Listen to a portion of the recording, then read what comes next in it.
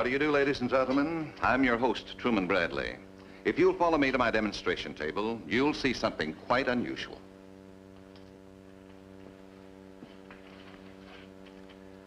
This is an oscillator. It's used by sound technicians to produce every pitch from a few vibrations per second on up through the highest notes the human ear can detect. Listen.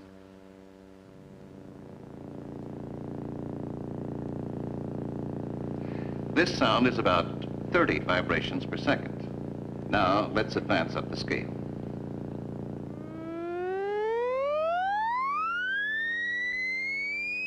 Around 3,000 cycles per second, midway between the lowest notes of a bass singer in a barbershop quartet and the highest note of a soprano.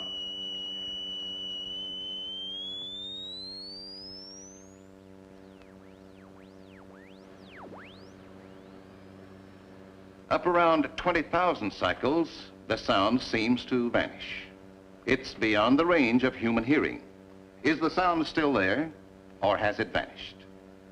We need a detecting device to test it. Here is our detecting instrument.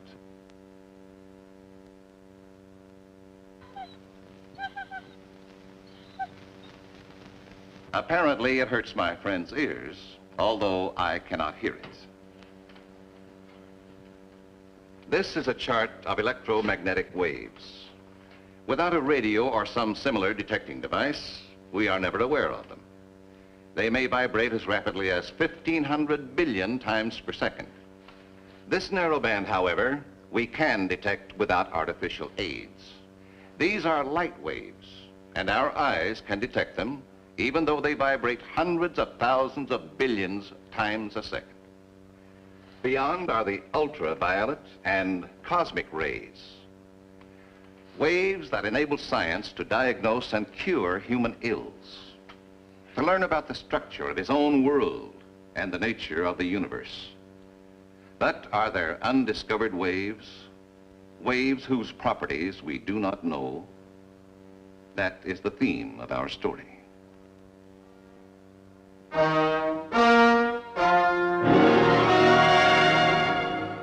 Our story begins at a time when man had at last succeeded in launching an artificial satellite, a man-made moon that circles the Earth, automatically broadcasting data on weather, cosmic rays, and magnetic storms on the sun.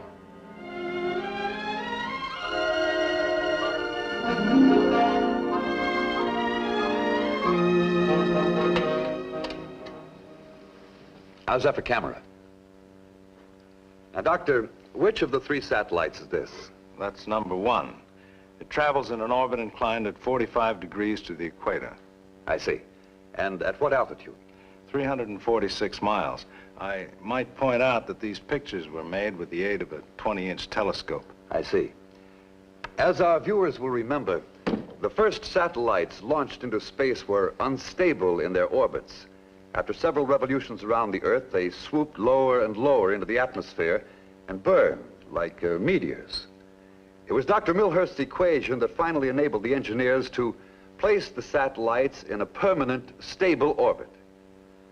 America and the free world are grateful to you for taking the first giant step in the conquering of space. Several miles from a southwestern city is Dr. Milhurst's desert retreat. Here, in relative seclusion, the scientist pursues his ceaseless delving into the mysteries of the universe. Summoned by Dr. Milhurst, 3 other world-renowned scientists have gathered for an unpublicized meeting. Now, gentlemen, I'll get right to the point. I did not create the satellite equation. It's completely the work of someone else. Surely you're joking. I followed all your mathematical proofs. No one but you could have devised that equation. No, Dr. Maxwell, I'm serious. I did not originate the equation. But if you didn't do it, who did? Yes. I don't know. I'm not trying to be mysterious, gentlemen, but it's a fact. I don't know his name. I don't even know where he lives, what country he's from. Except it's certainly not this country or any part of the free world. You see, some months ago, I was conducting experiments in the extremely high frequency bands of the electromagnetic spectrum. Advanced research, as you may know, has revealed certain, well, gaps in the spectrum between radio and light waves. Certain missing wavelengths that we're unable to reproduce. Arbitrarily, I call them Omicron waves. It was on one of these blind spots that I was trying to penetrate. And one day I succeeded. My new circuit was actually transmitting signals on the missing wavelength. I identified my transmitter according to FCC regulations, and as I did so, I felt foolish because I was positive I had just invented the only equipment in the world that could receive those signals. W6X20, Milhurst, W6 X-ray 20, testing, 1, 2, 3, 4. To be or not to be, that is the question. Listen carefully. I have a message Yes, who are you? of Where are importance you? to you. Do not try to engage me in conversation. Just listen, This please. is W6X20. I am aware, of course, of Please your identify your experiments on call this letters and the particular location of your wavelength. transmitter. You and I, to my knowledge, are the only ones who have succeeded. It is to your advantage, and in the interests of peace throughout the world, that you keep our contact a secret. For reasons I can't explain at present, we will have to follow this procedure. You must not ask who I am or where I am. Our communication must be confined to scientific matters. Certain practical obstacles prevent our carrying on an ordinary conversation, even on this special wavelength. Contact me tomorrow night at this same time. I will delay my response exactly 64 minutes. But be patient. I will reply. Good night.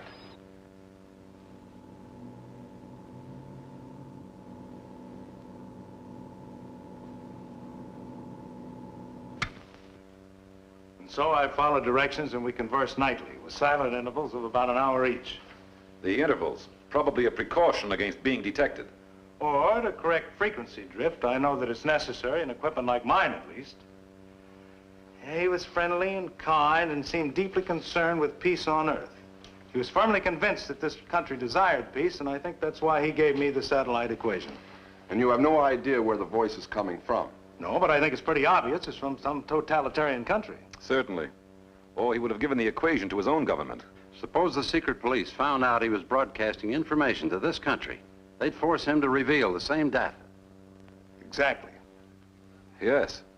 And then there could be satellites up there loaded with H-bombs instead of scientific instruments. I'm sure that was in his mind when he insisted that I take sole credit for the satellite equation. Naturally. And we'll keep that secret, Milhurst. Now, gentlemen, this is why I asked you here. This scientist has an amazing knowledge not only of mathematics, but other scientific fields. Now, you're all top men in your branches, and I'm sure that he has information that would be inestimable value. Splendid. I can think of several problems I'd like help with. You can count on us, Milhurst. That's right. Yes, indeed. Good. The following morning at 1:30, Dr. Milhurst establishes contact with the anonymous scientist. One by one, the experts present the baffling problems of their special fields. Questions on the chemistry of living matter, on atomic energy, and on the complex circuitry of electronic thinking machines. Tensely, the scientists wait for a reply. Then, after an hour of silence, the voice from a distant land begins to reveal staggering knowledge of many fields of science. Which, of course, you will recognize is derived from Stryker's equation for covariant tensors. It is inadvisable to continue further discussion at this time. but I will be ready to confer with you tomorrow at our scheduled time. Good night. This is incredible. Do you realize that he just gave me the answer to the mechanism of catalysis in proteolytic enzymes? I've been working on this problem for 8 years. That, of course, means nothing to me, but did you understand that new concept of symbolic logic? Why, it can lead to shortcuts in designing logic circuits. Think of what that can mean in business, industry, guided missiles. Guided missiles. Are we all thinking the same thing, gentlemen? Perhaps we're thinking, what if an aggressive power should get this information? Wherever that scientist is, we must find him, bring him to this country. Well, gentlemen, there is one alternative. If this hemisphere had an infallible defense against enemy attack, But there is no such defense. No. we don't know of any, but he might. It's time, Dr. Milhurst.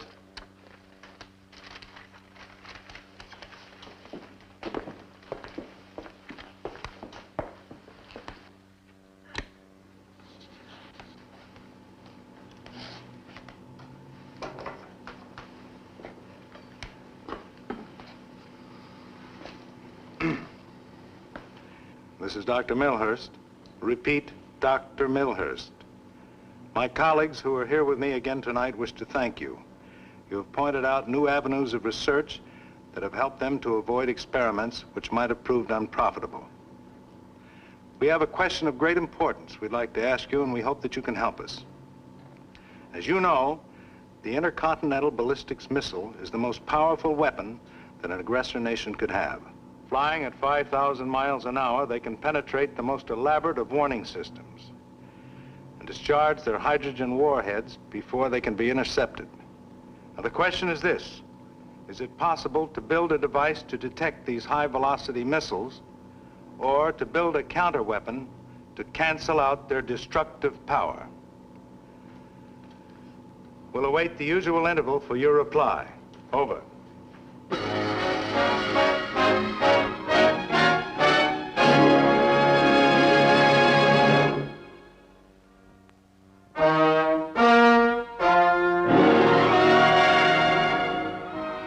A peace-loving scientist, presumed to be living in a country dedicated to aggression, has found a way to communicate on a secret wavelength with an American colleague.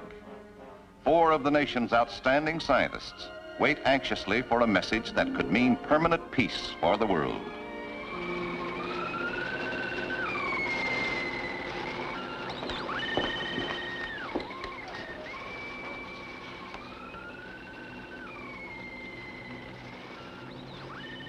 Dr. Milhurst and gentlemen, you asked me this question: whether there is any defense against an intercontinental guided missile traveling 5,000 miles per hour. The answer is yes. Ask him how it's made. Get the details. The planet itself has provided the means of detecting high-velocity objects. A built-in defense warning system. It is the Earth's natural magnetic field. Any object moving with a speed greater than 1,000 miles per hour will create a vortex in the magnetic field of the Earth. These vibrations can be detected by special instruments. Intercepting rockets can destroy the intercontinental attack weapons long before they reach their targets. This involves a detection principle unknown to you, so listen carefully. Electromagnetic waves of a certain frequency can detect the vortex set up by a high-speed missile. This magnetic vortex can be made visible on a viewscope, just as radar waves produce visible images on a screen. The waves must be beamed toward the ionosphere at an angle of 67 degrees to the plane of the Earth's equator. At this precise angle, the viewscope will show disturbances anywhere in the Earth's magnetic field. Tomorrow at 1:30 a.m., I will transmit to you the exact frequency of the detection wave and some of the components you will need to construct the equipment.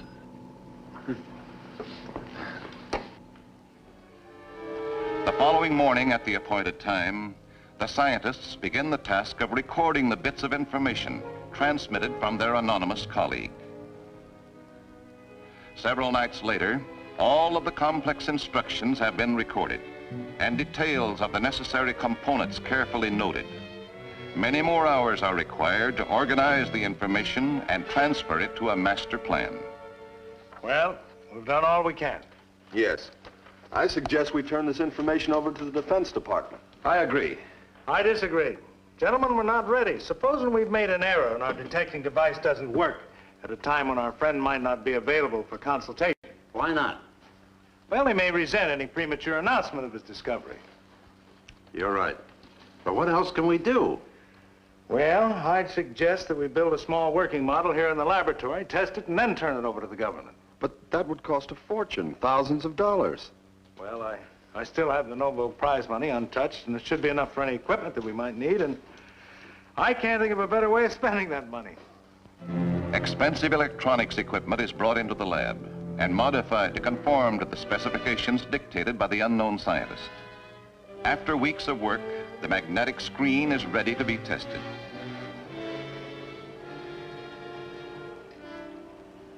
Are we all set?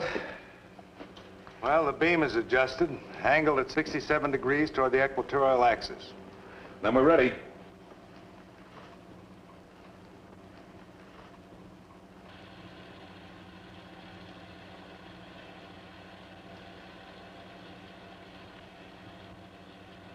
It's working.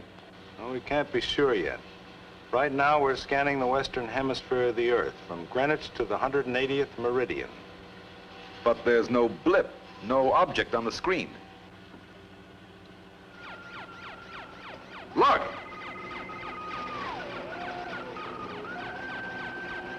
We found two of the satellites.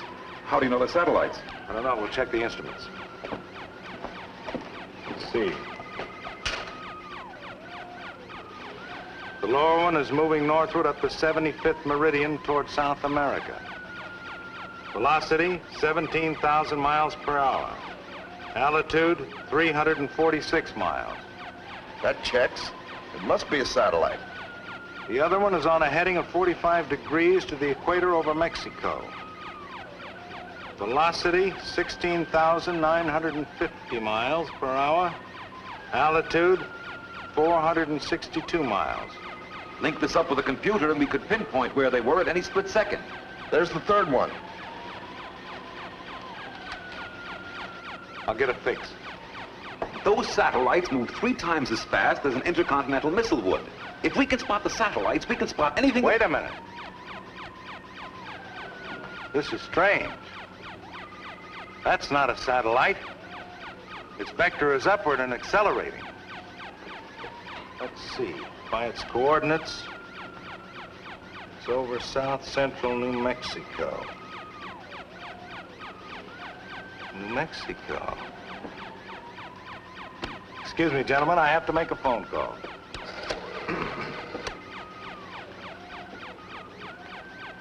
Hello, operator. This is Dr. Milhurst, J414. I want to place a person-to-person call to General Walter Rayburn, Chief of Staff of the Strategic Air Command, Pentagon, Washington, D.C. Oh, hello, General Rayburn. This is Dr. Milhurst, Vincent Milhurst. Yes, Dr. Milhurst. What's on your mind?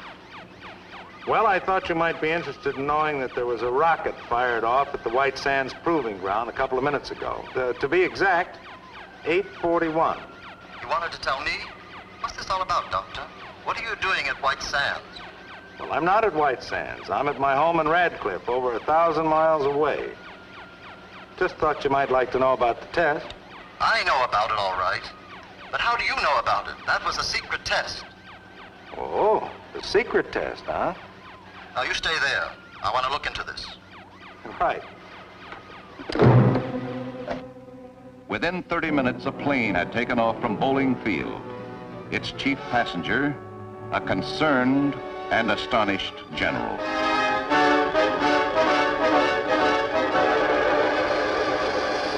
So you see, General, the first satellite is passing along the 45th East Meridian over Madagascar. It's fantastic. You can track them better than we can, and without using their automatic radio signals, even when they're on the other side of the Earth. You know, General, another thing. Atmospheric conditions, even storms, can't blind this magnetic detector. Dr. Milhurst, I can't believe that you four men, great scientists as you are, did this alone. This is an entirely new principle, a new concept. It would take 100 brilliant men to put it into practical application. Well, General, we did have help, not from 100 men, but from one man. One man? You aren't serious. For security reasons, the government must know the identity of every person who has this secret. Who is this man?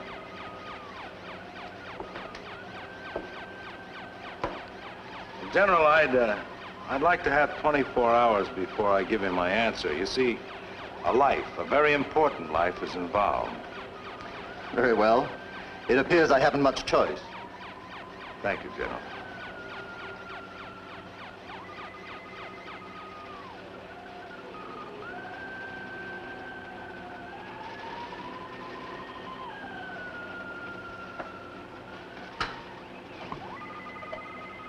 Hello? This is Milhurst.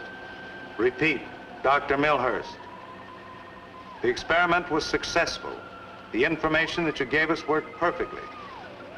We're very deeply grateful. But now there's something I must tell you. I can no longer take credit for the genius and achievements of another man, and neither can my associates. You've given the free world a defense against sneak attack, and there must be something we can do for you. If you'll tell us who you are and where you are, perhaps my country can get you out and into a free nation. We'll await your reply. Over. Suppose he still won't tell us. We'll know where he is even if he does refuse to tell us. You see, I found out something about our magnetic screen that he didn't divulge. It's possible to locate electromagnetic waves from the point of origin. There's no need to take a triangular fix between the 2 points of reception. I've tested it on 100 broadcasts all over the world, on 100 different wavelengths.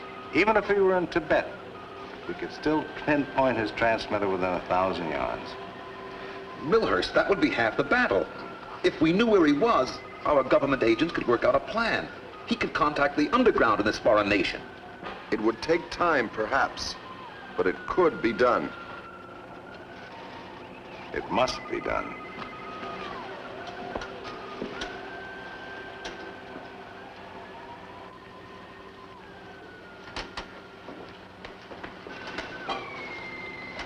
Dr. Milhurst and friends, I am very pleased that you succeeded in perfecting the magnetic detection device. If it ensures peace in the world, I ask for no thanks and no credit. I cannot reveal my identity or tell you where I am. Perhaps someday I will contact you again. Now, for the present, goodbye. Did you get a fix? Well, where is he? Europe? Asia? I don't know. It just doesn't make sense. It can't be, but the instrument all checks out. What are you talking about? That signal originated from nowhere on the face of this earth. Perhaps that particular wavelength can't be traced. I traced it all right. Its distance, its direction, and its source. Gentlemen, that signal came from outer space. That's impossible. Is it? Do you remember that we couldn't carry on a two-way conversation with the scientist, that we had to wait 64-minute intervals for a response? Yes? Well, a radio beam travels at the same speed of light, 186,000 miles per second. This instrument indicates that that beam came from 367 million miles away. Now, to communicate over that distance, there would have to be an interval of 64 minutes between the question and the response. 367 million miles in space. Why, that's the... You're right. Here we are on the Earth, and 367 million miles in outer space, the planet Jupiter and its moons. I'd better call General Rayburn.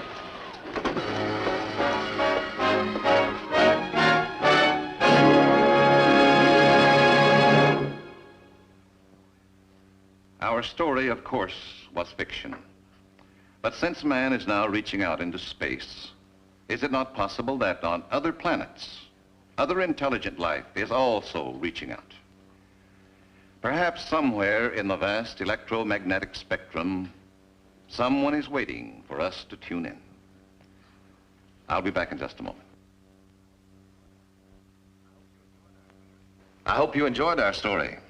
We'll be back with you a week from today with another exciting adventure from the world of fiction and science. Until then, this is your host, Truman Bradley, saying, see you next week.